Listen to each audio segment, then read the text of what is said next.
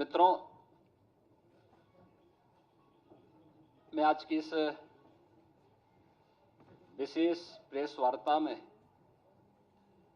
अपने सभी सहयोगियों के साथ आप सभी का हृदय से स्वागत करता हूं। आज का दिन अत्यंत महत्वपूर्ण दिन है। देश की आबादी के सबसे बड़े राज्य के द्वारा देश के किसी भी राज्य का सबसे बड़ा बजट 2025-26 का आज विधानसभा में प्रस्तुत किया गया है। 2025-26 के इस बजट की कुछ महत्वपूर्ण बातें जो हाइलाइट्स हैं वो क्या हैं, उनके बारे में ही मैं अवगत कराने के लिए यहां पर आपके बीच में आया हूं। आप में से सभी और या ज्यादातर मीडिया से जुड़े हुए बंधुओं ने माननीय वित्त मंत्री जी के बजट भाषण को सुना होगा। बहुत सारी बातें ऐसी होती हैं जो मतवार नहीं हो पाती हैं, लेकिन उनका उल्लेख या तो बजट भाषण पे चर्चा के दौरान हो पाता है या फिर उनका उल्लेख हम लोग इन सभी प्रकार की विशेष प्रेस वार्ता के माध्यम से ही कर पाते हैं। और इसलिए आवश्यक हो जाता है कि उस ओर भी आप सभी का ध्यान आकर्षित हो सके, जिससे जनता जनार्दन तक उन बातों को हम पहुंचा सकें जिसके लिए जनता जनार्दन बड़ी उत्सुकता के साथ प्रतीक्षा करती है। मैं जब 2025-26 का उत्तर प्रदेश का यह बजट आज विधानसभा में प्रस्तुत किया गया है तो मुझे बताते हुए प्रसन्नता की अनुभूति हो रही है कि आदरणीय प्रधानमंत्री श्री मोदी जी के मार्गदर्शन में उत्तर प्रदेश सरकार का यह हमारी सरकार का 9वां बजट है और पिछले 8 वर्ष के अंदर जो कुछ भी सरकार ने कदम बढ़ाए हैं, उत्तर प्रदेश के लिए उठाए हैं, उसके अच्छे परिणाम हम सबके सामने देखने को मिले हैं। मैं इस बजट के प्रस्तुतिकरण के लिए वित्त मंत्री सुरेश खन्ना जी को और वित्त विभाग के अपर मुख्य सचिव समेत उन सभी अधिकारी और कर्मचारियों को हृदय से धन्यवाद देना चाहूंगा जिन्होंने अथक परिश्रम से उत्तर प्रदेश की आशा और आकांक्षाओं के अनुरूप इस बजट को आज सदन के पटल पर प्रस्तुत किया है। यह वर्ष हमारे लिए बहुत महत्वपूर्ण है। देश के संविधान को लागू होने का यह अमृत महोत्सव वर्ष भी है और साथ साथ उत्तर प्रदेश की स्थापना का भी यह अमृत महोत्सव वर्ष है। ये दोनों कार्य जनवरी 1950 में हुए थे और इसलिए 75 वर्ष की शानदार यात्रा के साथ आगामी 25 वर्ष की हमारी क्या योजना हो सकती है, उसका एक रोड मैप तैयार करने के लिए बजट अत्यंत महत्वपूर्ण है। इस अवसर पर हम सब संविधान के शिल्पी बाबा साहब भीमराव अंबेडकर, जिनके नाम पर डबल इंजन की सरकार लखनऊ में बाबा साहब भीमराव अंबेडकर स्मारक और सांस्कृतिक केंद्र की स्थापना कर रही है, संविधान के 75 वर्ष की इस यात्रा के लिए उन्हें विनम्र श्रद्धांजलि अर्पित करता हूं और यह केंद्र बहुत शीघ्र बाबा साहब भीमराव अंबेडकर के विचारों का एक केंद्र बनकर के संविधान की मूल भावनाओं के अनुरूप वंचितों को वरीयता देने के क्रम को तत्परता के साथ आगे बढ़ाएगी। यह एक नया माध्यम होगा और इसी को थीम में रख करके हमने 2025-26 का अपना ये बजट प्रस्तुत किया है। मुझे बताते हुए प्रसन्नता है कि पिछले जो बजट हम लोगों ने प्रस्तुत किए थे उन सब की अपनी एक थीम थी। 2017-18 का जो बजट था वह उत्तर प्रदेश के अन्नदाता किसानों को समर्पित था। अन्नदाता किसानों के हितों के लिए जो अनेक कदम सरकार ने उस समय उठाए थे,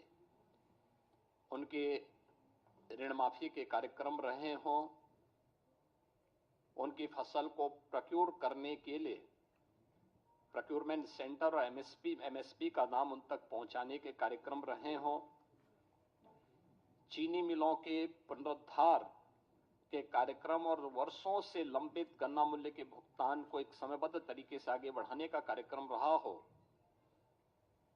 अच्छे किस्म के बीज और सिंचाई के बेहतरीन सुविधा उन्हें उपलब्ध कराने का रहा हो, ये सब कार्य तत्परता के साथ इसके लिए कदम बढ़ाए गए। और आज मुझे प्रसन्नता है कि डबल इंजन की भारतीय जनता पार्टी की सरकार के द्वारा जो कदम 17-18 में उठाए गए, आज उसका परिणाम है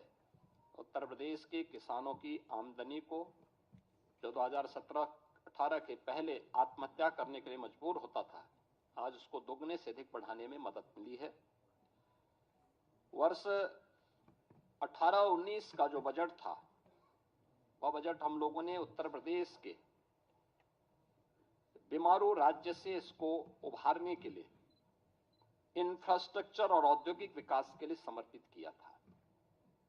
आपने देखा होगा एक्सप्रेस वे में जो उत्तर प्रदेश की भागीदारी बहुत कम थी, आज गंगा एक्सप्रेस वे के पूर्ण होने के साथ ही उत्तर प्रदेश की भागीदारी देश के अंदर इंफ्रास्ट्रक्चर एक्सप्रेस वे में 55% से अधिक हो जाएगा।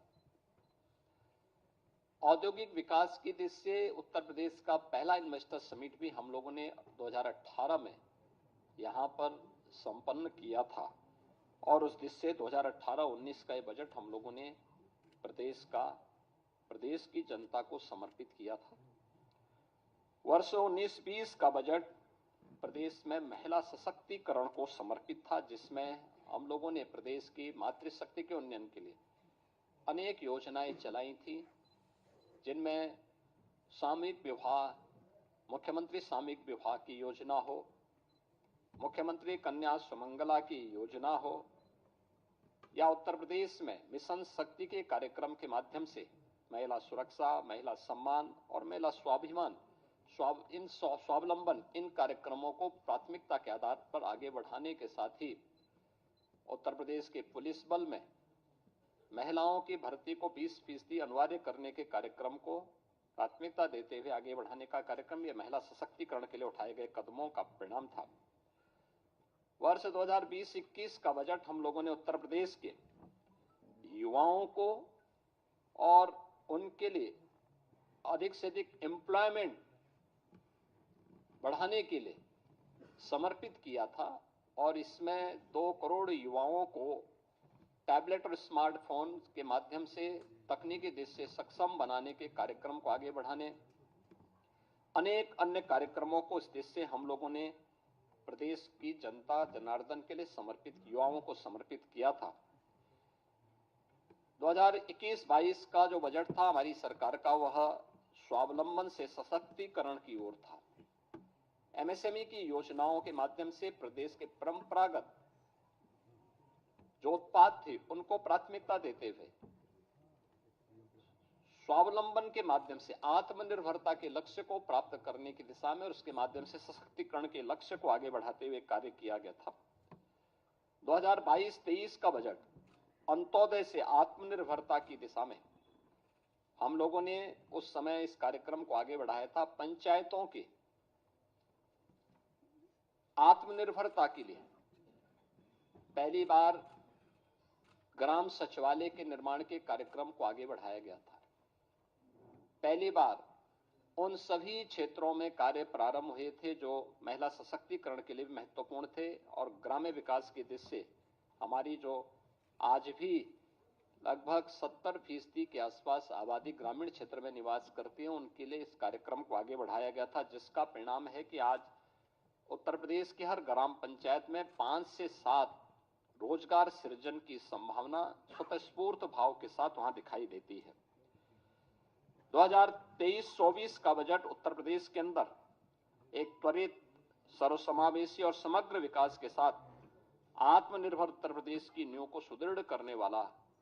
बजट प्रस्तुत किया गया था और 2025-26 का बजट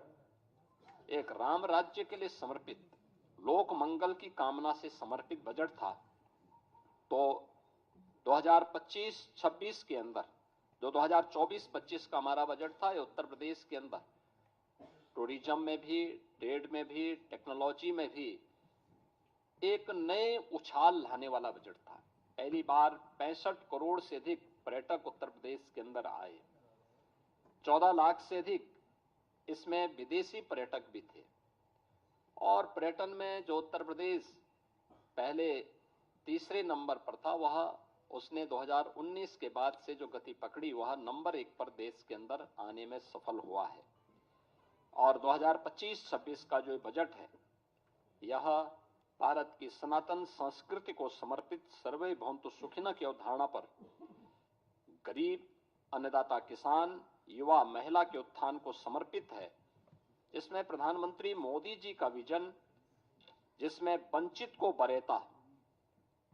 यानी वंचित को वरीयता उसका एक थीम है, उसका केंद्रीय भाव है, इसको समर्पित है। इस बजट का जो दायरा है, जो कि वित्त मंत्री जी ने अपने बजट भाषण में भी कहा कि 8,08,736 करोड़ रुपये से अधिक का यह बजट है,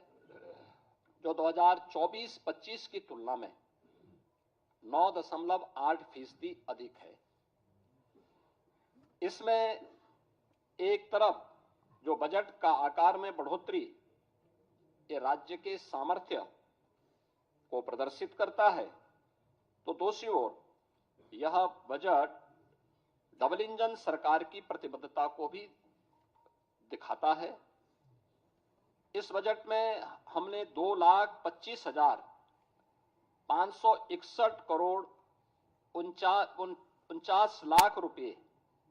कैपिटल एक्सपेंडिचर के लिए इसमें प्रस्तावित किया है, जिसके माध्यम से इंफ्रास्ट्रक्चर पर धनराशि जो व्यय होगी,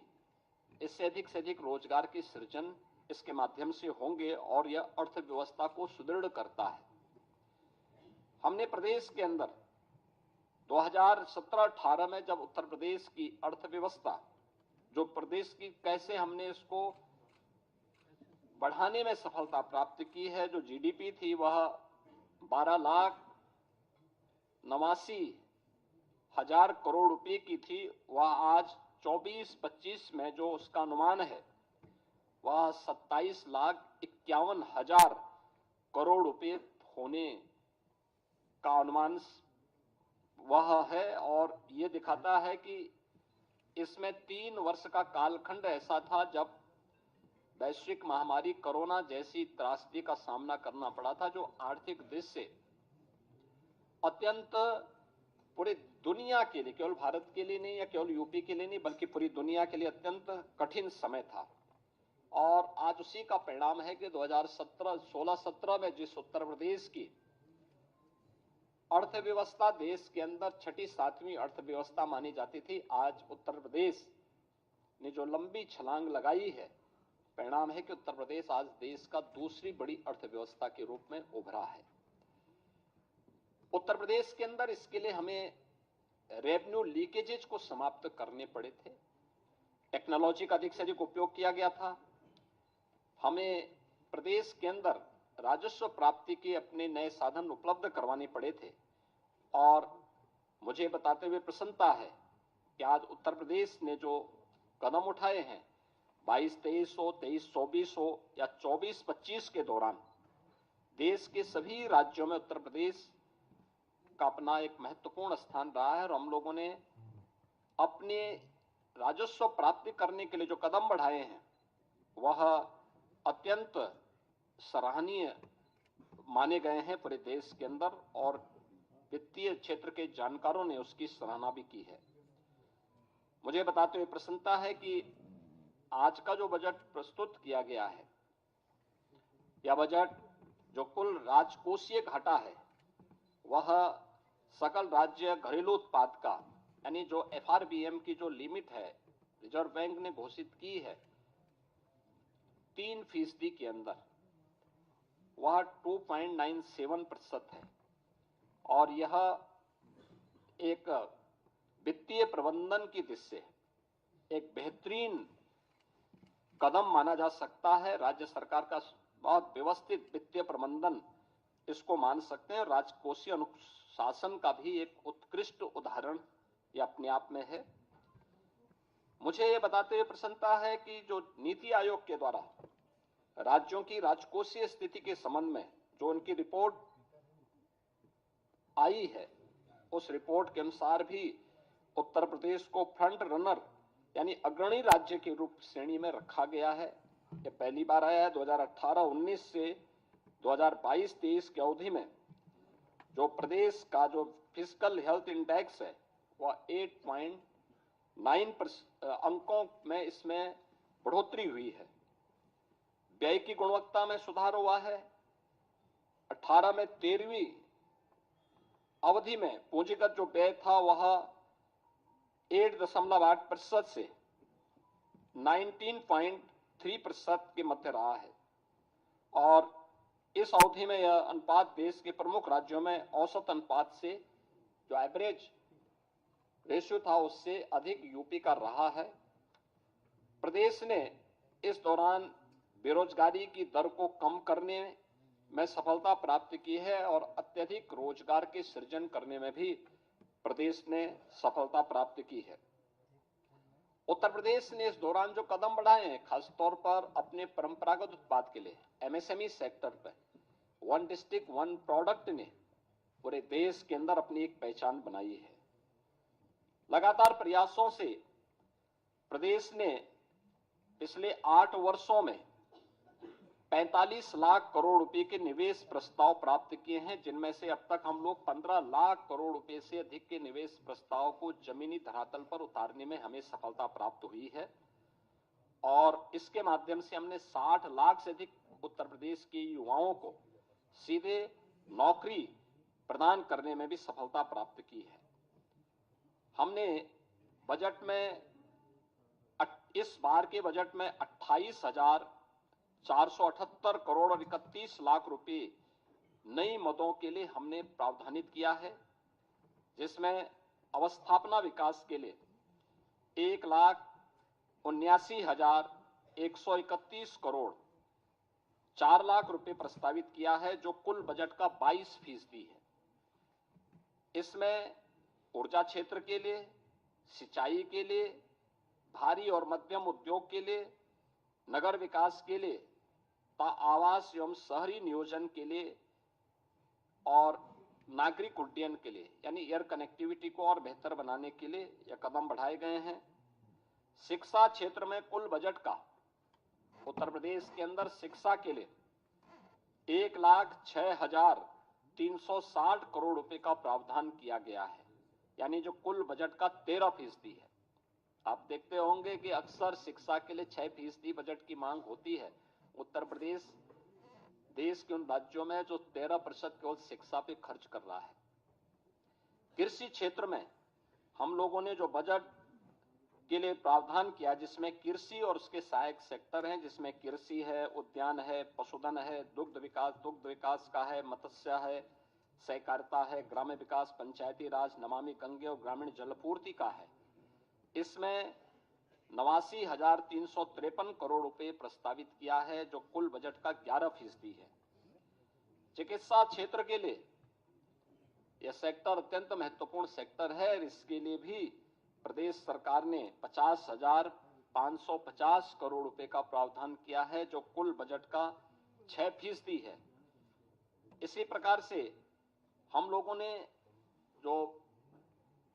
यूनियन बजट में जो अभी केंद्रीय बजट जो देश की संसद में अभी पारित हुआ है, इसमें प्रत्येक जनपद में कैंसर डे केयर सेंटर की घोषणा की गई है और इसके लिए उत्तर प्रदेश सरकार ने अपने प्रस्ताव को भी किया है और बजट में हमने उसके लिए आवश्यक धनराशि की व्यवस्था भी की है कि जिससे हर एक जनपद में हम एक पहले ही फेज में कैंसर रोगियों के लिए डे केयर सेंटर की स्थापना करने की दिशा में कदम बढ़ा सकें। या हम लोगों ने इस दिशा में आगे बढ़ाया है। मुझे बताते हुए प्रसन्नता है कि इस बजट में होमगार्ड, पीआरडी जवान, ग्राम चौकीदार, शिक्षा मित्र, बेसिक शिक्षा विभाग के अनुदेशक, आशा वर्कर, आंगनबाड़ी, एएनएम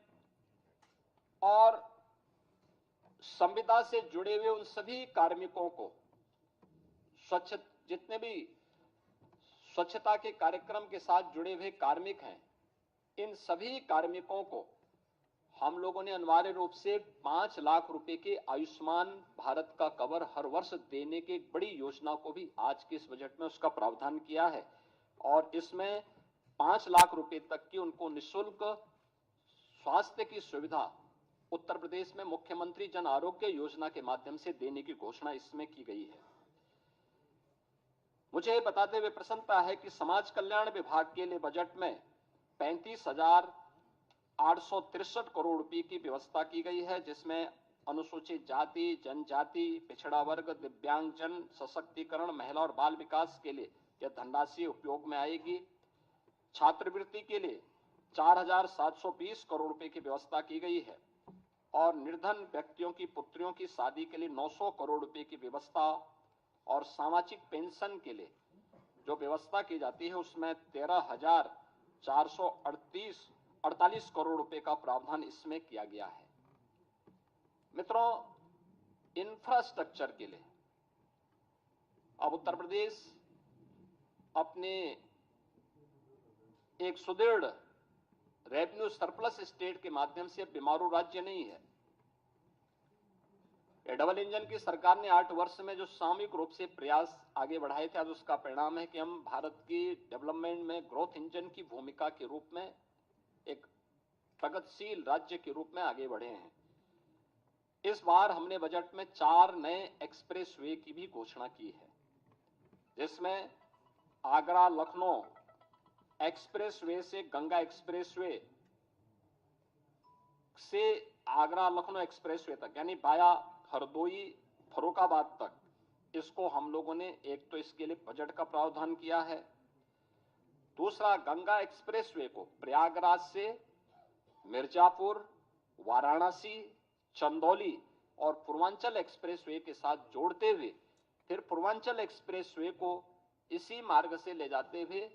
शक्तिनगर सोनभद्र तक जोड़ने के लिए भी एक घोषणा इसके साथ हम लोगों ने की है, जिसमें बिंद एक्सप्रेसवे के रूप में हम इसको जोड़ने जा रहे हैं। गंगा एक्सप्रेसवे को मेरठ से हरिद्वार तक जोड़ने के लिए भी हम लोगों ने इसमें आज के इस बजट में इसके लिए धनराशि की व्यवस्था की है और गंगा एक्सप्रेसवे को ही हम लोगों ने बुंदेलखंड एक्सप्रेसवे के साथ जोड़ने के लिए भी धनराशि की व्यवस्था आज के इस बजट में प्रस्तावित की है। प्रयागराज में महाकुंभ के अवसर पर इस बार हमारे जो अनुभव रहे हैं उसको देखते हुए हम लोगों को ये अनुभव हुआ है कि वहां पे आवागमन को और सुगम बनाने के लिए 2 नए ब्रिजेज बनाने बहुत आवश्यक हैं। एक शास्त्री ब्रिज के साथ पैरेलल गंगा नदी के ऊपर और एक यमुना नदी के ऊपर जो नैनी में सिग्नेचर ब्रिज है उसके पैरेलल एक नए ब्रिज बनाने के लिए इसके लिए भी धनराशि की व्यवस्था हमने यहां पर की है। मुझे बताते हुए प्रसन्नता है कि मॉडर्न टेक्नोलॉजी में लखनऊ को आर्टिफिशियल इंटेलिजेंस के एक केंद्र के रूप में, एक हब के रूप में विकसित करने के लिए भी धनराशि की व्यवस्था यहां पर की गई है। इसके अलावा प्रदेश के अंदर प्रत्येक मंडल स्तर पर प्रदेश सरकार ने एक एक कन्वेंशन सेंटर जो भी हमारे बनेंगे, जिसमें बड़े पैमाने पर हम लोग वहां के सार्वजनिक कार्यक्रमों को आयोजित कर सकेंगे। इनके निर्माण के लिए हम लोगों ने धनराशि का प्रावधान किया है और ये सभी नगर निगमों में, खासतौर पर प्रदेश के अंदर सभी नगर निगमों में और खासतौर पर उन नगर जो हमारे कमिश्नरी हेडक्वार्टर हैं, उन पर पहले चरण में हम इसको करने जा रहे हैं। प्रत्येक ग्राम पंचायत में एक उत्सव भवन बनाने के कार्यक्रम को भी बजट में प्रावधान किया गया, जिसमें शादी ब्याह के हैं, कोई मांगलिक कार्यक्रम है, कोई सार्वजनिक कार्यक्रम ग्राम पंचायत स्तर पर करने हो, तो यह एक नई उपलब्धि ग्राम पंचायतों को उपलब्ध करवाई गई है। यह कार्यक्रम भी हम उसको आगे बढ़ाने के लिए, इस कार्यक्रम को भी हम उसके साथ जोड़ने जा रहे हैं। इससे रोजगार का भी सृजन होगा और ग्राम पंचायत को, उसी ग्राम पंचायत में तमाम प्रकार की सुविधाएं उसके माध्यम से मिलेंगी। मुझे बताते हुए प्रसन्नता है कि डबल इंजन सरकार के द्वारा प्रधानमंत्री मोदी जी के नेतृत्व में पिछले 8 वर्ष के अंदर प्रदेश के अंदर उठाए गए कदमों का परिणाम है कि उत्तर प्रदेश में 6 करोड़ लोगों को गरीबी रेखा से ऊपर उठकर के एक सामान्य जीवन यापन करने का एक सुगम मार्ग इस डबल इंजन सरकार ने प्रशस्त किया है। और इस बार गरीबी पर पूरी तरह उसका उन्मूलन करने के लिए सरकार ने जो यूनियन बजट में भी अभी हाल ही में जो बजट प्रस्तुत किया गया, उस बजट की जो थीम है वह भी प्रधानमंत्री मोदी जी ने उसमें जो महत्वपूर्ण प्रावधान किए हैं वह वही एक कि $5 ट्रिलियन की इकोनॉमी बनने के लिए भारत के लिए आवश्यक है कि वह जीरो पॉवर्टी के लक्ष्य को प्राप्त करे। और उत्तर प्रदेश देश की आबादी का सबसे बड़ा राज्य है, सबसे बड़ा चैलेंज हमारे सामने है। हमारा सर्वे लगभग पूरा हो चुका है और हमने बजट में उसके लिए प्रावधान किए हैं, दोनों प्रकार के प्रावधान किए हैं। एक, जिनके पास जो सुविधा नहीं है उन गरीबों को उन सुविधाओं के लिए, चाहे वह विभिन्न विभागों के साथ मिलकर के या फिर एक मुश्त उसको उस व्यवस्था के साथ जोड़ने के लिए, इसके लिए धनराशि की व्यवस्था जीरो पॉवर्टी को, उस टारगेट को अचीव करने के लिए भी हम लोगों ने इस व्यवस्था में की है। और इसके लिए एक व्यवस्था दी गई है कि हम उस लक्ष्य तक उस परिवार को लेके जाएंगे कि मिनिमम वह परिवार के एक व्यक्ति को रोजगार भी मिल सके और उस परिवार में कम से कम 1,25,000 रुपए की एक निश्चित आय, वार्षिक आय उस परिवार के व्यक्ति को रोजगार या किसी न किसी काम के माध्यम से उपलब्ध करवा सके। यह एक प्रयास सरकार के स्तर पर प्रावधान किया गया है। इसके साथ ही हमने इसके लिए धनराशि 2025-26 में इसके लिए अलग से भी धनराशि की व्यवस्था की है। युवाओं के लिए हम लोगों ने एक व्यवस्था की है और इसमें शिक्षा है, रोजगार है, उद्यमिता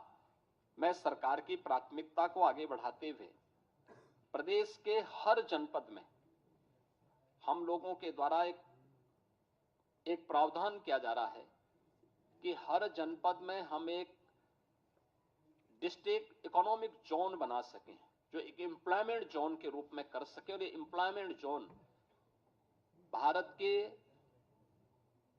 अखंड भारत के शिल्पी लौह पुरुष सरदार वल्लभ भाई पटेल के रूप में जाने जाएंगे, जो प्रदेश के युवाओं को उन्हीं के क्षेत्रों में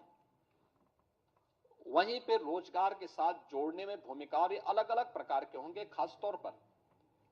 अलग अलग प्रकार के कार्यक्रमों के साथ जुड़ेंगे। कोई इकोनॉमिक जोन औद्योगिक विकास के लिए होगा, कोई एमएसएमई के लिए होगा, कोई टेक्सटाइल के लिए होगा, कोई एजुकेशन के लिए होगा, कोई हेल्थ के लिए होगा। अलग अलग उसके लिए हम इन सभी जोन को उसके साथ विकसित करेंगे और उसमें एक सुविधा उसके साथ हम जोड़ने जा रहे हैं। इसके अलावा हम लोगों ने 10 जनपदों में इस बजट में एक प्रावधान किया है कि 10 जनपदों में हम लोग वस्त्र उद्योग के लिए, टेक्सटाइल पार्क के लिए निर्माण के कार्यक्रम को आगे बढ़ाएंगे। यह योजना हमारी समर्पित होगी संत कबीर के नाम पर। संत कबीर के नाम पर यह योजना उन जनपदों में वस्त्र उद्योग के लिए होगी। तो 2 जनपदों में राज्य सरकार 2 नए लेदर पार्क के निर्माण के कार्यक्रम को आगे बढ़ाएगी, जो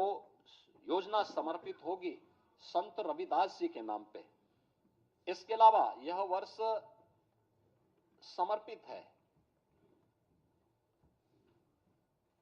पूर्व प्रधानमंत्री श्री अटल बिहारी वाजपेयी जी की जन्म शताब्दी वर्ष के लिए। प्रदेश के अंदर हम लोगों ने नगरीय क्षेत्रों में पुस्तकालयों के निर्माण के कार्यक्रम को, जो प्राथमिकता के आधार पर हम आगे बढ़ाने जा रहे हैं, उन कार्यक्रमों को इस बजट में हमने व्यवस्था भी की है। यह सभी अटल नगरीय क्षेत्रों में पुस्तकालय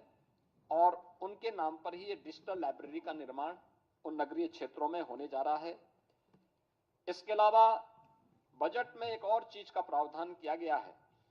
कि प्रदेश के अंदर आउटसोर्सिंग से जुड़े हुए जितने भी कार्मिक होंगे, उनके न्यूनतम मजदूरी को सुनिश्चित करने के लिए प्रदेश के अंदर हम लोगों ने एक व्यवस्था की है कि वह एक व्यवस्था के साथ हम लोग करने जा रहे हैं कि जिससे एक हम लोग प्रदेश के अंदर ही उस प्रकार की एक व्यवस्था करेंगे कि जिससे न्यूनतम पारिश्रमिक उन कार्मिकों को 16,000 से लेकर के 18,000 के दायरे में सीधे उनके अकाउंट में मिल सके। और इसके लिए एक निगम का गठन करने के बाद इस कार्यक्रम को सीधे राज्य सरकार अपने माध्यम से उसको संचालित करेगी। आउटसोर्सिंग की कोई भी कंपनी होगी, केवल सेवा के रूप में, आउटसोर्सर के रूप में जो शुल्क उसका होगा उसको राज्य सरकार अलग से अदा करेगी, लेकिन धनराशि ये पूरी की पूरी कार्मिक के खाते में जानी चाहिए। इस योजना के इसके साथ हम लोग जोड़ने जा रहे हैं। इसके अलावा मुख्यमंत्री युवा उद्यमी विकास अभियान,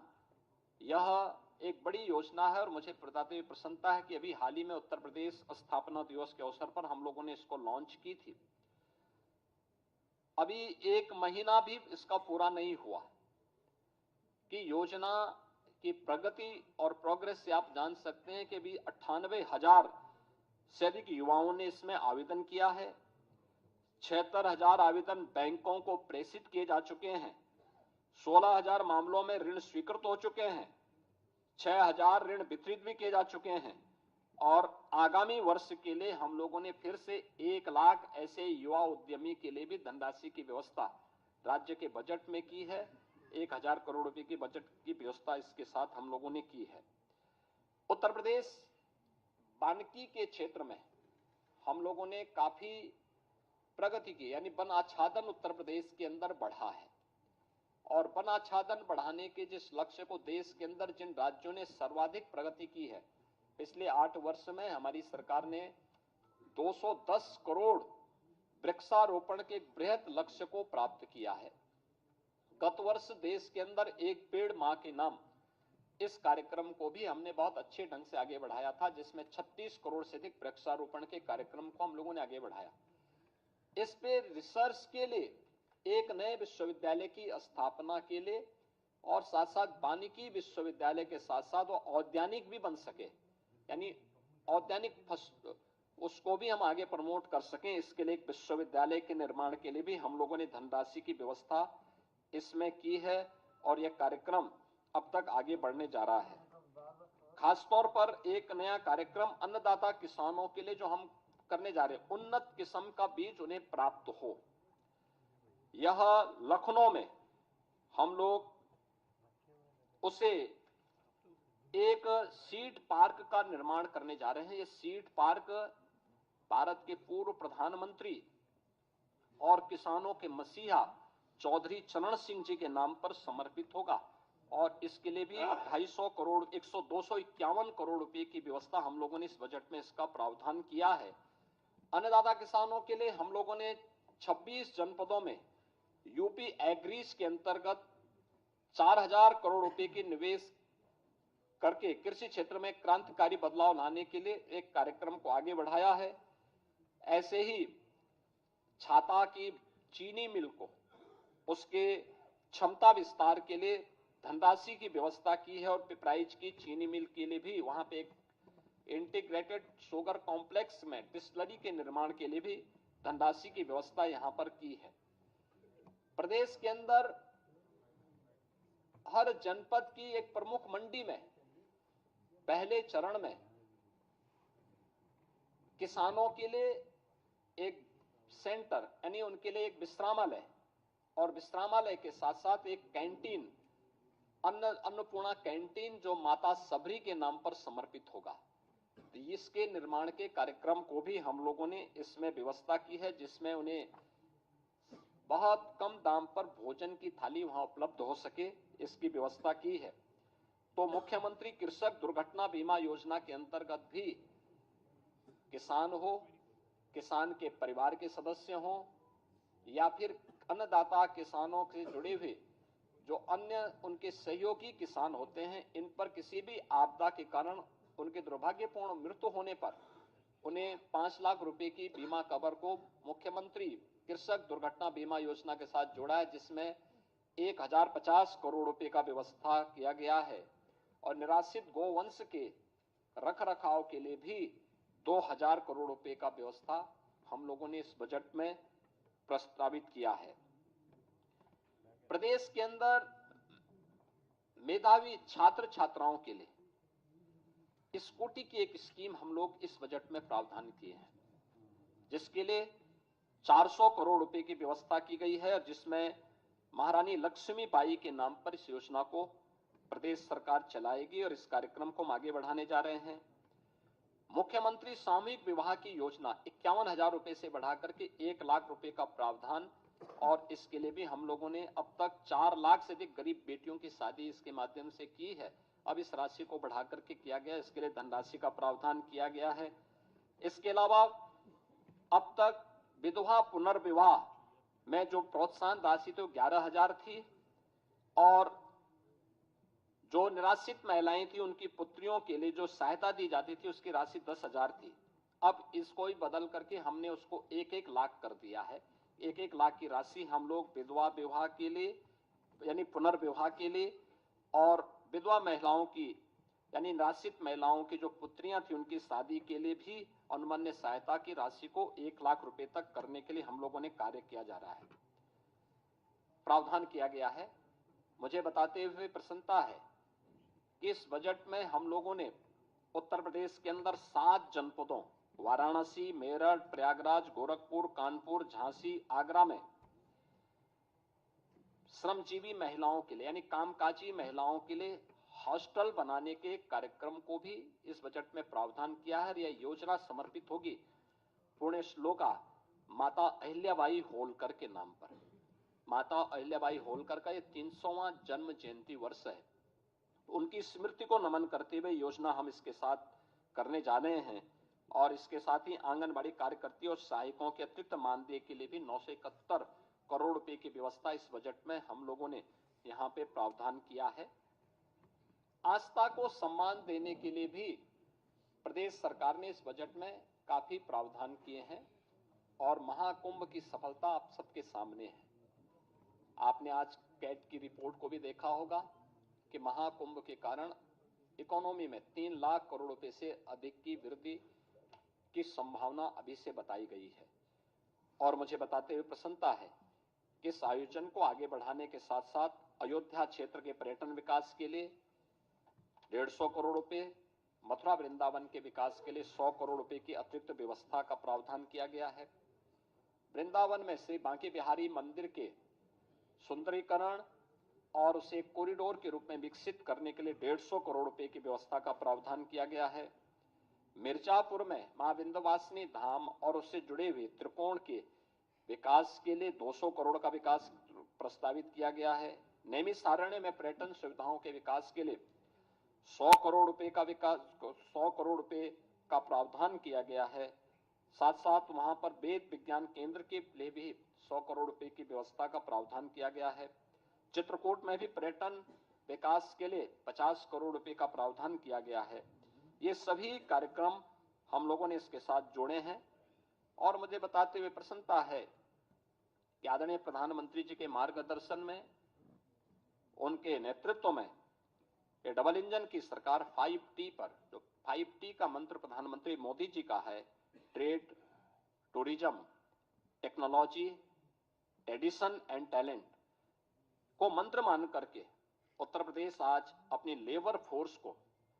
इकोनॉमिक फोर्स के रूप में आगे बढ़ाने की दिशा में तेजी के साथ कदम बढ़ाया है। और मुझे प्रसन्नता है कि 2025-26 का जो हमारा ये बजट है, यह प्रधानमंत्री मोदी जी की विजन के अनुरूप अपने जो समयबद्ध कार्यक्रम रोड मैप हम लोगों ने तैयार किया है, $1 ट्रिलियन की इकोनॉमी को प्राप्त करने का अब तक के हमारे जो टारगेट हैं वह समयबद्ध तरीके से आगे बढ़ रहे हैं। और मुझे पूरा विश्वास है कि 2025-26 में हमारे वित्त मंत्री श्री सुरेश कुमार खन्ना जी के द्वारा आज जो बजट भाषण प्रस्तुत किया गया है सदन के पटल पर, यह उसे समयबद्ध तरीके से अचीव करने में सफल होगा। मैं एक बार फिर से बजट को प्रस्तुत करने के लिए वित्त मंत्री जी का, अपर मुख्य सचिव वित्त और वित्त विभाग के सभी अधिकारियों का हृदय से धन्यवाद देता हूं। और मुझे पूरा विश्वास है कि हम समयबद्ध तरीके से इसको आगे बढ़ा करके उत्तर प्रदेश को देश की अर्थव्यवस्था के ग्रोथ इंजन के रूप में प्रस्तुत करने में सफल होंगे। बहुत बहुत धन्यवाद जी।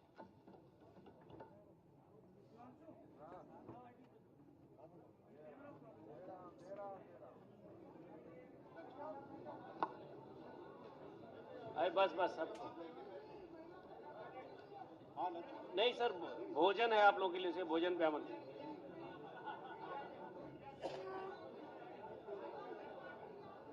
अरे महिला पत्रकार पुरुषों से अलग है क्या?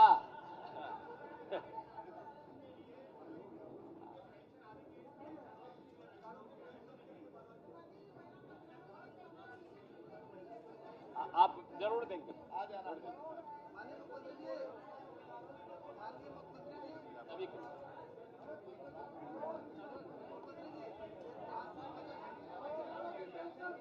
अरे एक आदि बोले, एक आदि मैडम, एक जो रह गया उसकी प्रतीक्षा करिए।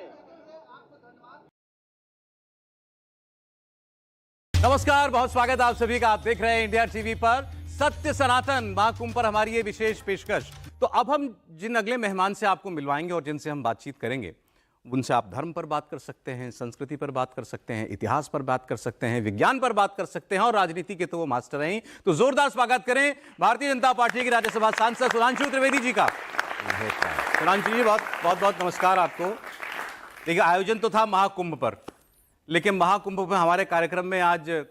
कुंभ के साथ साथ केजरीवाल जी भी जो है बड़ी चर्चा में चल रहे हैं। तो किससे शुरुआत करना चाहेंगे आप? देखिए, महाकुंभ में कहा जाता है कि